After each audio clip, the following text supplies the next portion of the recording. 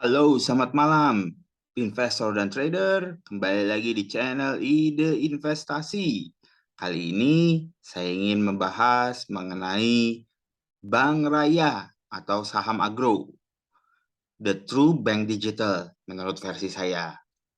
Mungkin teman-teman bilang bahwa, wah, kok saya telat membahas bank digital Bank Raya Indonesia.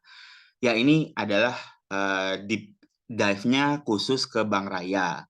Akan tetapi, teman-teman bisa melihat analisa bottoming saya pada video khusus bank digital, di mana saya memilih 6 bank digital yang saya ulas akan melakukan bottoming dan akan melakukan kenaikannya. Tapi untuk khusus video ini adalah khusus untuk membahas Bank Raya Indonesia, The True Bank Digital. Yuk, kita mulai. Oke, seperti biasa, saya ingin memberikan informasi di mana pada 29 Juni saya sudah memberikan posting video mengenai IISG, GCI di semester kedua. Apakah badai sudah berlalu dengan estimasi adalah bullish di bulan Agustus tahun 2022. Agro bottom analysis dapat teman-teman temukan pada video digital banking menaiki ombak terakhir yang saya rilis pada Juni 2022. Kemudian seperti biasa untuk teman-teman sebelum kita memulai deep dive, teman-teman harus mengetahui bahwa agro berada di sektor finance, industri banking digital dengan kapitalisasi pasar sebesar 19,029 triliun. Mempunyai floating stock public sebesar 14,28%. Dan yang menarik adalah BRI masih menjadi pengendali sebesar 85,72%. Sedangkan ini adalah detail Bank Agro sebagai bank digital, strategic investornya adalah BRI, dan saya masih belum menemukan bahwa Bank Agro ini akan dilepas kemana-mana. Jadi kita masih harus berasumsi bahwa ini adalah tetap pengendalinya adalah BRI ya teman-teman. Saat ini, saat video ini dibuat, saya belum menemukan kredit konsumtifnya. Pinjaman cepatnya adalah kepada SME, Small Medium Enterprise dan Mikro. Majority berasal dari nasabah Pegadaian dan PNM. Kemudian produk investasinya ada reksadana, saham melalui BRI dan REK Sekuritas dan Aset. Kemudian terkoneksi dengan kebutuhan dasar, pulsa, telco, dan PLN. Nasabahnya yang paling penting adalah berasal dari BRI, Pegadaian, dan PMN. Ini yang saya gambarkan adalah bagaimana sebuah bank digital itu memerlukan ekosistem di dalam pengembangannya atau di dalam kecepatannya untuk mendistribusikan kredit. Jadi dia harus mempunyai ekosistem yang kuat. Dan agro ini ada salah satunya, terutama dengan teman-teman ya, terutama dengan adanya nasabah dari BRI, Pegadaian, dan PMN. Jadi bisa dibilang Bank Agro ini adalah bank digital yang nasabahnya sudah ready, tapi bank rayanya belum bertransformasi secara full menjadi bank digital. Ya, kurang lebih seperti itu. Oke. Kemudian ya secara digital intrinsic valuasi, saya mengquote di public expose BRI Juni 2021, BRI mengakui kinerjanya 2021 tidak akan bagus dan memang kejadian. Tapi BRI menargetkan kontribusi dari UMKM yang akan masuk sebesar 20% plus di tahun 2022. Kontribusi dari UMKM tersebut akan berasal dari nasabah BRI dan hasil Pegadaian dan PMM. Ya, jadi kira-kira teman-teman udah dapat ya gambarannya bagaimana kontribusi agro terhadap Bank BRI.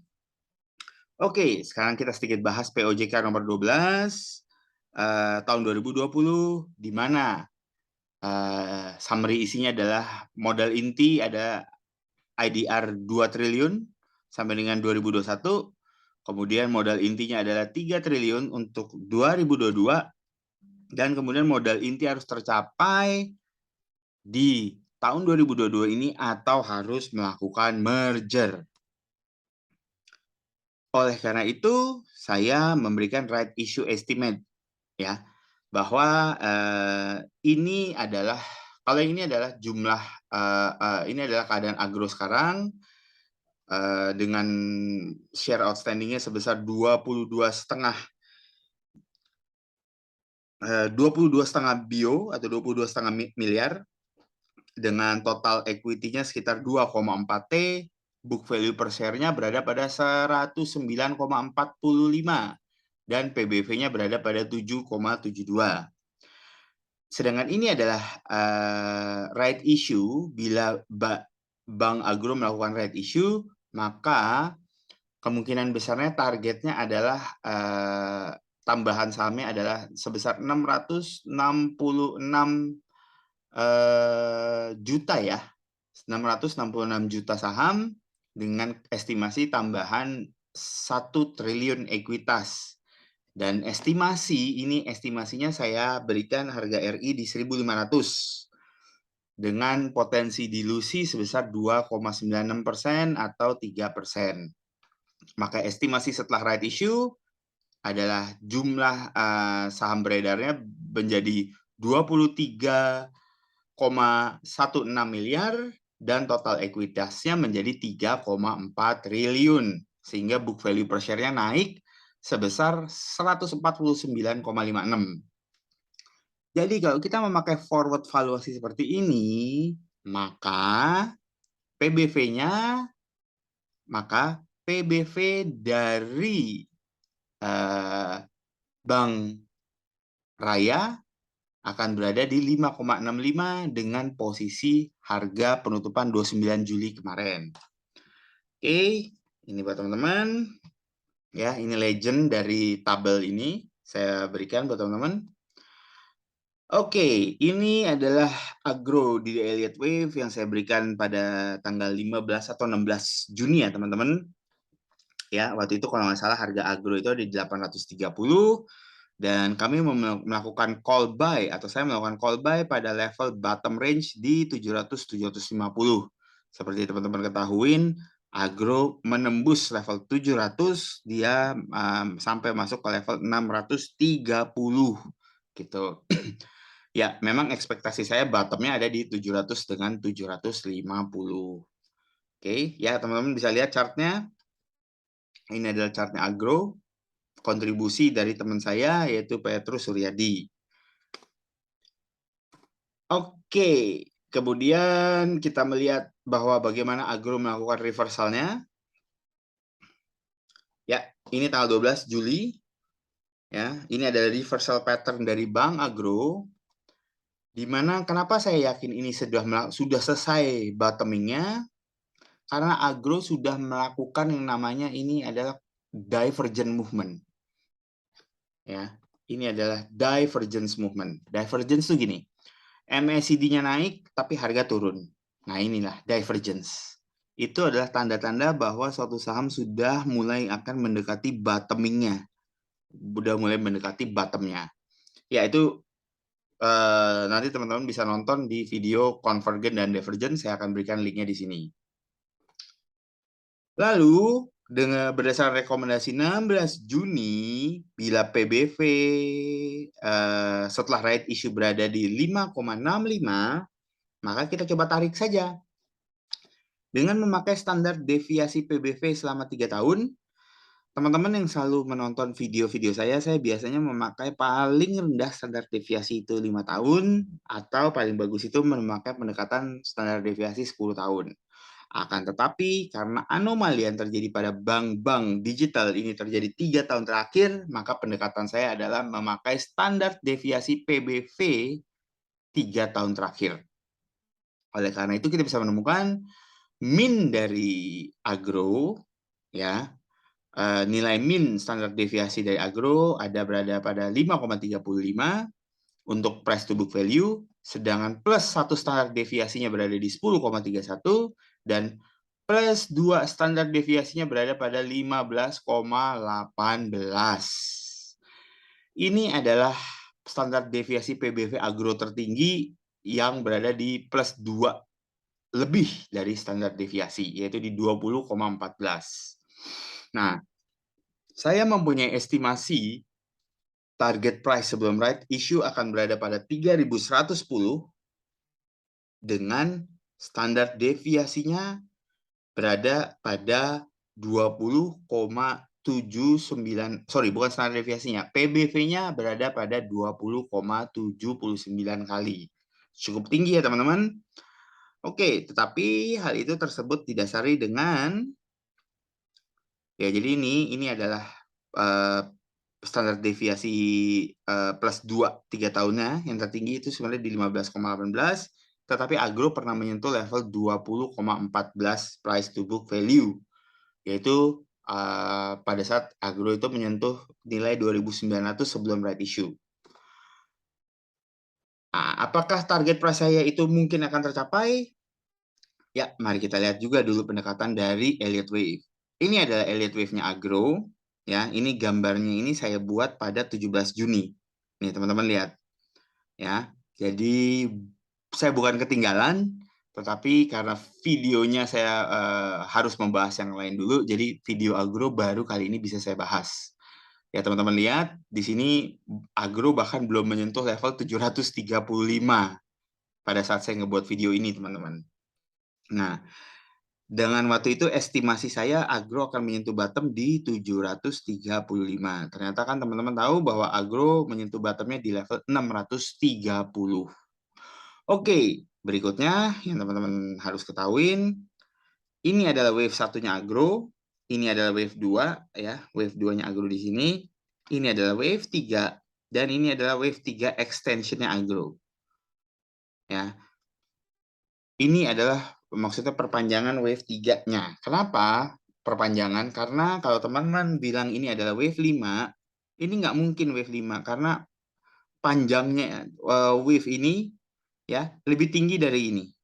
Jadi ini adalah wave 3 extension-nya agro. Sehingga bila ini adalah wave 3 extension-nya agro, ini menjadi wave 4-nya agro dan wave 5 targetnya di sini.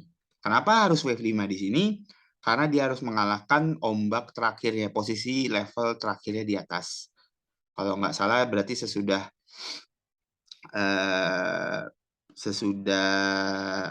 right issue, agro itu tertinggi sekitar di 2.850. Jadi targetnya, ya kemarin itu target bottom yang di 735, dan sekarang ada target uppernya agro ada di antara 3.110 sampai dengan 3.515. Saya memberikan target yang cukup rendah saat ini yaitu 3.110, di mana level 3.110 adalah sama dengan PBV 20,79 kali. Ya, teman-teman. Jadi ini pendekatannya adalah, kalau tadi sebelumnya ada pendekatan secara fundamental dengan menghitung price to book value standar deviasi, kalau ini adalah pendekatannya secara Elliott Wave. Oke. Question, teman-teman? Nah, oke. Mungkin saya sedikit balik mengenai di standar deviasi ini. Kalau saya memakai standar deviasi 3 tahun ini, kalau nggak salah agro tahun lalu itu ditutup agak turun ya net profitnya ya. Sehingga mungkin price to book value-nya akan rendah. Tetapi kalau tadi saya sempat membaca mengenai laporan keuangan agro di kuartal pertama, maka agro masih sudah mulai menghasilkan net profit yang cukup besar, sehingga diyakini price to book value-nya akan naik. Bila price to book value-nya akan lebih naik, maka itu akan menurunkan standar deviasi dari agro. Oke, jadi optimisme saya adalah agro akan mencapai pada level 3.110 dan 3.110 adalah yang paling minim. Ini adalah maksimum. Oke. Ya, bila teman-teman ada pertanyaan atau komen, silakan meninggalkan komen di kolom komen. Dan sekedar disclaimer informasi oleh saya, adalah saya mempunyai posisi pada saham agro pada level 750, tetapi saya tidak terafiliasi oleh emiten dan atau sekuritas manapun. Saya menyajikan data publik yang juga dapat diakses khalayak umum melalui situs emiten masing-masing, di mana video ini sifatnya edukasi berbasis data dan bukan merupakan ajakan untuk membeli. Jadi, semoga teman-teman bisa cuan dari agro, dan bila teman-teman menyukai video ini, tolong dikasih like, tolong di-share kepada teman-teman agar bisa cuan bersama, dan jangan lupa subscribe channelnya. Sampai jumpa dengan video saya di urusan-urusan saya berikutnya, dan salam ide investasi.